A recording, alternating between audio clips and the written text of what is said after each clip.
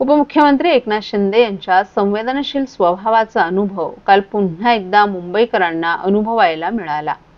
रस्त्यावर अपघात झालेला पाहून आपला ताफा थांबवून ते अपघातग्रस्ताच्या मदतीला धावून गेले।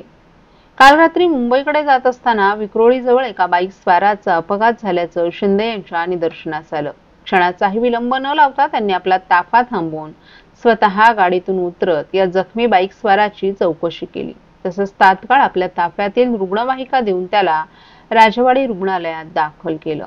चंद्रकांत पोळ वय वर्ष 42 असे या जखमी बाईक स्वाराचं नाव असून आता त्याची प्रकृती स्थिर आहे। या अपघातात त्याच्या पायाला मार बसला असून त्याच्यावर उपचार करण्यात आले। आपल्याला अपघात झाला असताना देवदूत बनून मदतीसाठी स्वतः उपमुख्यमंत्री शिंदे धावून आल्याचं पाहून त्यांनी मनोमन आभार मानले।